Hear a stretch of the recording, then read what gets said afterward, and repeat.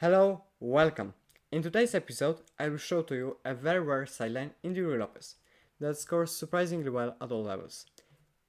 It was even used by players from very top like Alireza Firouzja. It starts with the classical a6 move here, trying to kick off the light square bishop. But after bishop a4, we are not going to play the main line after knight f6, instead we are going to strike with the move b5. Important note, in this episode I have also decided to include what is known as the exchange variation, so after watching this video you will have a complete anti-Spanish repertoire for black. b5 is essentially forcing the move bishop b3, to which we are going to respond with the move knight a5, entering what is known as the Norwegian variation. The idea of this move is really simple. We want to exchange our knight for this powerful bishop that is often causing a lot of troubles in various lines. At this point, almost all Spanish players are completely out of their fury. So instead of slow piece maneuvering that is often happening in the main lines, you'll get a sharp position with the benefit of knowing some lines and some crucial ideas. On your right hand side you can see all the variation list, and in the description there are useful timestamps. So after watching this short introduction, let's dive into the actual theory of the Norwegian variation. Let's start with the most popular continuation in this position. Around 40% of players have decided to capture the e5 pawn. As you can see, now white is threatening to make a fork on f7. The only way to stop it is to capture the light square bishop on b3. Here, white can choose between which pawn to capture. If they decide to capture with the c pawn, we can be very happy. Their pawn structure is clearly damaged and the rook is blocked. That is why a takes b3 is way more popular and a better alternative. Here we are going to play a very interesting move, queen g5, attacking the g2 pawn and the central line at the same time. White have several options here, but d4 is the most common one. Believe me or not, white is actually almost losing here on the spot, and this is literally the most popular line according to Rich's database. It is even the most popular line above 2000, which is honestly crazy. Of course, we are going to capture on g2, then queen f3 is almost forced. After rook f1, you can simply capture another pawn. So queen f3 in order to exchange. After knight takes f3, we are going to play bishop b7. As you can see, our bishop is extremely strong piece. If you are interested, this position is around minus 1.5 according to the engine. Why? Well, after knight bd2, defending the pawn, we are going to strike with the move f5. If he takes e5, which is the most popular move, we are going to soon start a deadly pawn storm, because we are going to play knight d7, trying to capture this pawn, short castle, knight takes e5, rook e1, we are going to block this check, and then castle long. h6, g5, put your rook on g8, which is a semi-open file, and white is busted. If they choose to play e5, we have another sharp option, which is g5. Why knight cannot take, because we would simply capture the rook. So rook g1, we are going to play h6, protecting the pawn. If c4, don't be worried, we can simply castle long. Our bishop is perfectly protecting the a8 square, and you can bring your king to b8. You have time for it. It is a cool prophylactic move. Let's get back to the move 11th. They can choose between d5 and short castle here. If short castle do not capture on e4, there's rook e1, and even though you are not losing a piece, this position is quite unclear. Instead, play f5 and follow the typical plan, which is long castle, h6, g5, and rook g8. If d5, you can play f5, but I like more knight f6, trying to attack this pawn. If short castle, you can capture. Don't be worried about this move. You have here, you can go here.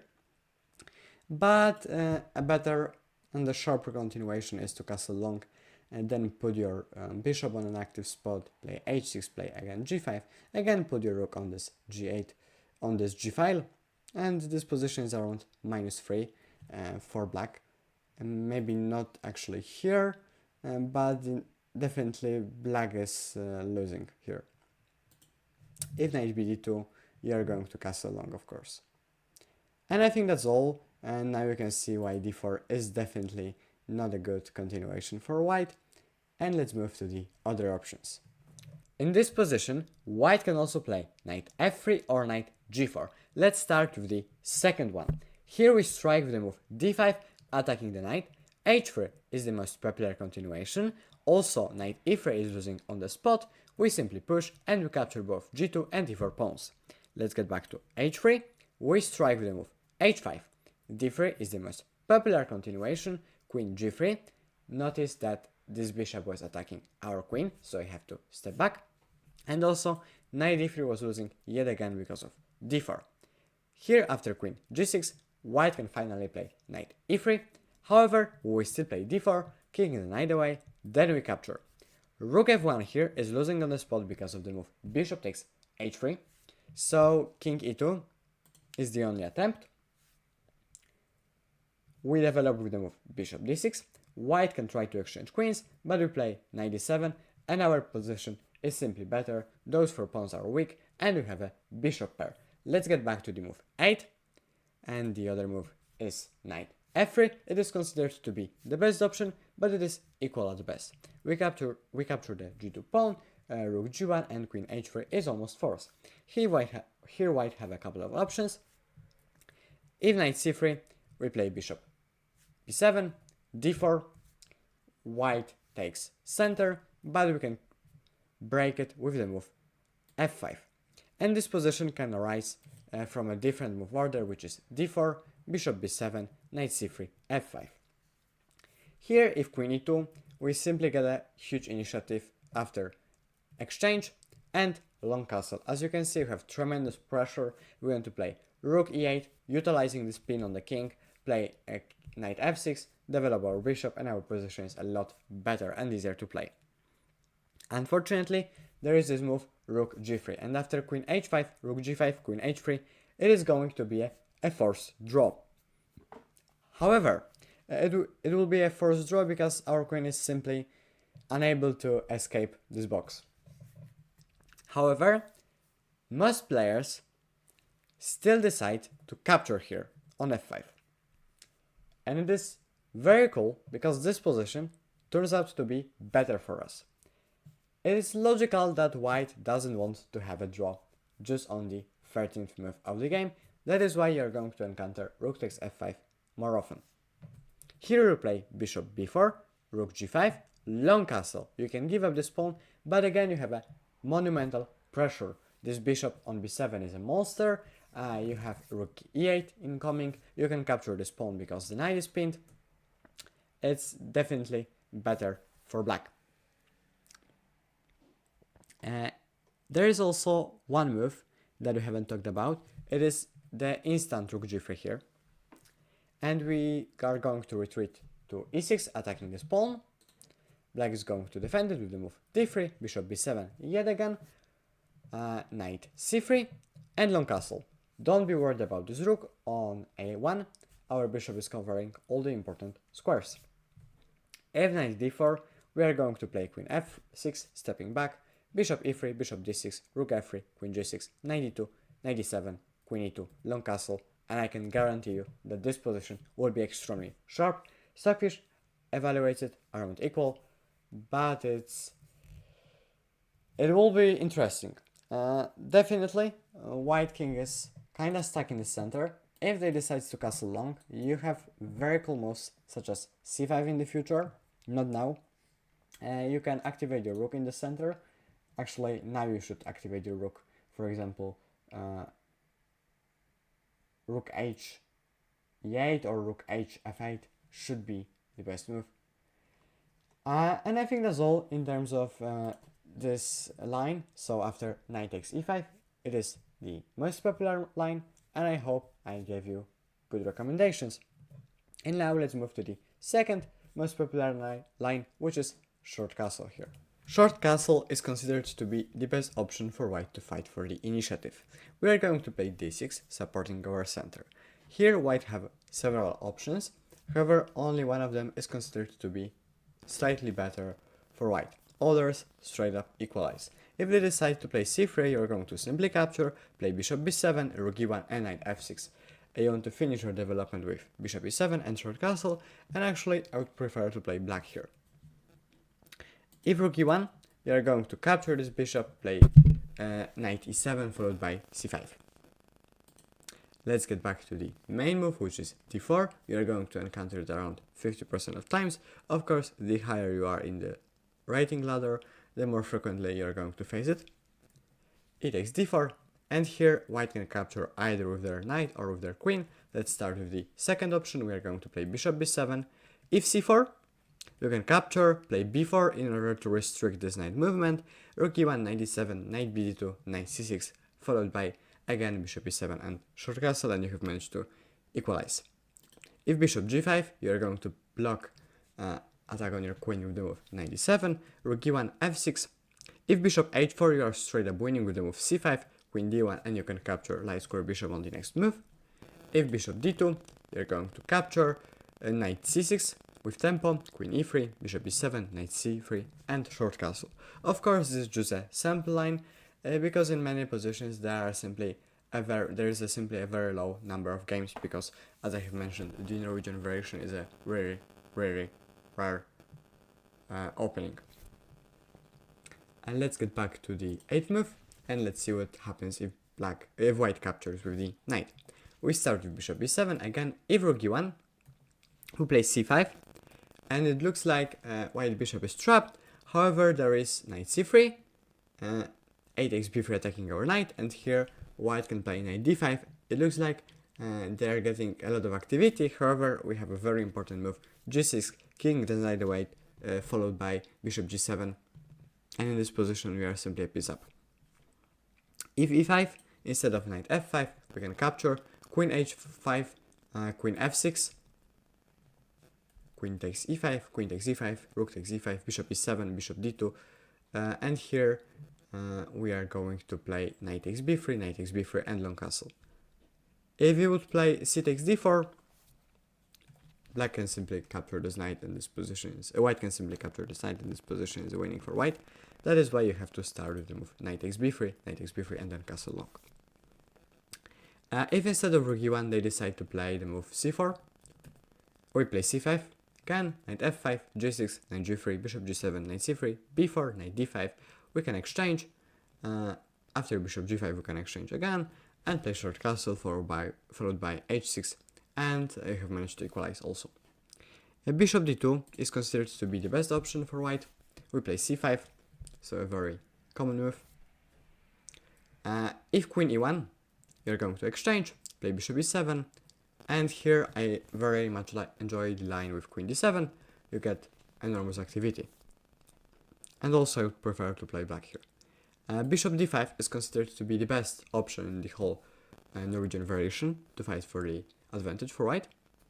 Here we cannot capture the knight due to the fact that they are capturing our knight, and this position is just straight up lost for black. We cannot castle long, and our king is stuck in the center. We are going to capture the bishop instead. E takes d4, c takes d4, queen e1, queen e7, bishop takes a5, queen takes e1, rook takes e1, knight d7, c4, d takes c3, knight takes c3, queen d7. This is king d7. This is somewhat forced, and this position is slightly better for white. However, you want to play g6 followed by bishop g7 and rook c8 in order to get to the second rank.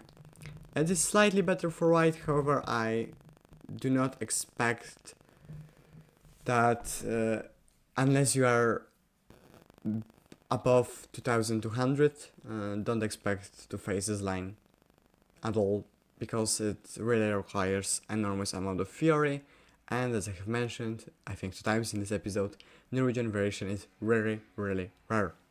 So now let's end this chapter and let's move to the other less popular moves, such as bishop takes f7 or d4 here. Bishop takes f7 is quite a rare move, however it is definitely better to know it. We capture. After knight takes e5, which is the whole idea of this variation, we go on e7. Here white have a couple of options. If they start with the move queen h5, they are losing already, because we can trade queens. We can try to trade queens with the move queen e8. And if white tries to go on h4 or on g5, we simply block the check with the move knight f6, followed by d6 and bishop b7. And we are a lot better here. There is also a possibility of going on e2 after e8, e2. However, again we can play d6 and bishop b7 and knight f6, maybe king d8, and that position is really good for us. If d4, which is the main line, or maybe before the main line we can talk about short castle, d6, knight d3, knight f6, knight c3, king f7, we want to go on g8, and notice how white doesn't have a light square bishop, therefore this diagonal isn't really that weak. If short castle, if d4, which is the main line, we play queen e8 with the intention of going on d8, short castle, king d8, and here if knight c3 we can develop our knight, bishop g5, bishop b7, we put pressure on this pawn, queen f3 and bishop e7, and our idea is to go on c8, and here our king will be totally safe, and this position is around minus 0.5 for black. If queen f3 we play knight f6, bishop g5, this will pretty much be the same stuff. If a4 we can safely play bishop b7, don't be worried about this move. If rook e1, which is considered to be the best option according to the engine, we still play bishop b7, knight c3, king c8, and our king is totally safe here. We'll play the move knight f6, we'll play d6, or maybe we'll first develop our bishop. And this position is equal according to the engine. However, I would prefer to play black definitely. And that's all in terms of bishop takes f7. Also, if white starts with the move knight c3 instead of short castle, just play king d8 and this will transpose easily. On the move 6 there is also a different move, which is d4, and the positions will be very similar to this line. So short castle, knight takes b3, a takes b3, d6, d4, e takes d4, knight takes d4, bishop b7. This is what we have discussed in the chapter 2, and this position after d4 instantly will be pretty much the same. However, we haven't moved this d pawn yet, therefore we are able to play d5. And this is a very good move that equalizes on the spot. If rook e1, we can safely capture, knight c3, bishop b4, f3, queen d7, and we can castle long. Look at the pressure we have here. This position is -2, by the way. If e5, we can play c5, kick this knight away, play knight d7, followed by knight g6, and bishop e7. Of course, as in the main line, white can also capture with the queen. Here we again play bishop b7, short castle, queen f3, trying to trade queens. If the trade will be accepted, our position is definitely better. This pawn is weak. If e5, we have knight e4, and our knight is very strong. If queen d3, we can play bishop c5, followed by maybe long castle, or maybe knight d7, or short castle, depending what you want to do here. Both options are fine. And that's all. In the last chapter, we are going to discuss the exchange Ruy Lopez after bishop takes c6. The exchange variation is quite annoying as it damages our pawn structure. However, it is also not the most challenging line in the Ruy Lopez, and I believe I have come up with a pretty cool line that cuts down the theory to the minimum. After short castle, you are going to play queen d6. This is called the Bronstein variation, and your idea is really simple. You want to play bishop d7, followed by long castle. For example, after d4, you are going to capture, play bishop d7, and finish your development with the move long castle. And here, engine gives us a slight advantage, and it will definitely be a sharp game. After bishop e3, the same stuff. Here you can throw in the move queen g6, re-rotating your queen to the king side. After e5, you can play the same thing. Just keep in mind you do not have this move bishop h3 at this moment. For example, after a3, it looks like you can win the game on the spot with the move bishop h3. However, there is the move queen f3. So don't try to play bishop h3 just now. But this is also a cool trick to remember whenever the queen moves away from this diagonal. Let's get back. If white decides to play d3, we play bishop d7, knight b2, and a very important move to remember, f6 here. Because if you would castle long, there is the move knight c4, targeting both the pawn and our queen, and we are totally lost. So f6, knight c4, queen e6, b3, and long castle. That's all after short castle, and the last variation we are going to cover is starting after d4, e takes d4. If knight takes d4, we have c5, and we can just trade queens, play bishop d7 and long castle. If queen takes d4, queen takes d4, knight takes d4, bishop d7, knight c3, and long castle. So in all of those positions you want to castle long. And I think this will be a very good way to handle the exchange variation. And that's all in today's video about the Norwegian variation. I hope you have enjoyed it. And if you really did, please leave a like, subscribe, and comment down below. See you in the next one. Bye.